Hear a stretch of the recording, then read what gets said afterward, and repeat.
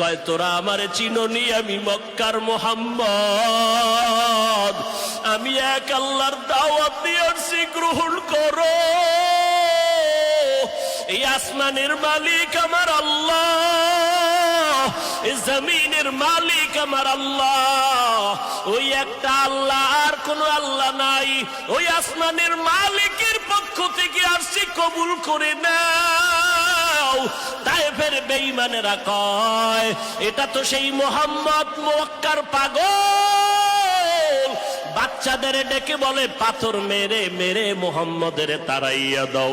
যেই নবীর শরীরের মধ্যে মশা মাছি পড়া হারাম, মেঘের খণ্ড ছায়া দেয়, আমার নবী যেন কষ্ট না পায়, ওই শরীরের মধ্যে কাফেরের গোলামেরা এমন বৃষ্টির মতো পাথর মারতেছে, পাথর পরে পরে নবীর শরীর থেকে রক্ত প্রবাহিত হইয়া জুতা আটকাইয়া গেল।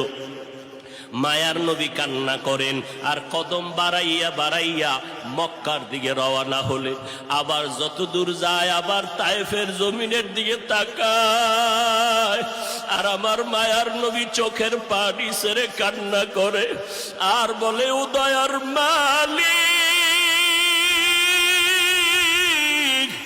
তুমি একটু এদের দিলে রহম দাও। আল্লাহ সাথে সাথে জিবরাইলের পাঠায় দিয়া কয়, জিবরাইল, আমি আমার নবীর কান্না সইতে পারি না, যাও যাও।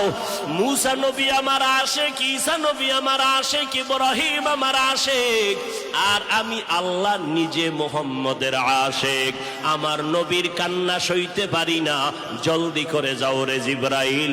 নবীর অনুমতি নিয়া তায়েফের জমিন উল্টাইয়া তায়েফের মানুষগুলো ধ্বংস করে দাও। জিবরাইল আমিন আইসা আমার নবীরে যখন বললেন, নবী বলে, খবরদার ও ভাই জিবরাইল, এই তায়েফের মানুষগুলোকে তুমি মারবা না রে ভাই, কারণ আমি দুনিয়াতে আসছি রহমাতুল লিল আলামিন। আজকে ওরা আমাকে চিনে না, এই জন্য আমারে পাথর মেরে তাড়ায় দেয়।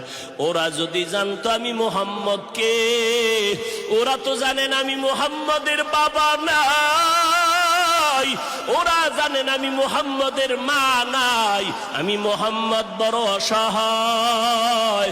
ওরা যদি জানতো আমারে মোহাব্বত করে ওরা আদর করত, পাথর মারতো না। ওরা চিনে না, এই জন্য আমাকে পাথর মেরে তাড়ায় দিতেছে। একদিন যদি কবুল করেন আমার আল্লাহ, ওদের দ্বারা কালেমার খেদমত হবে জমিনের ভিতরে।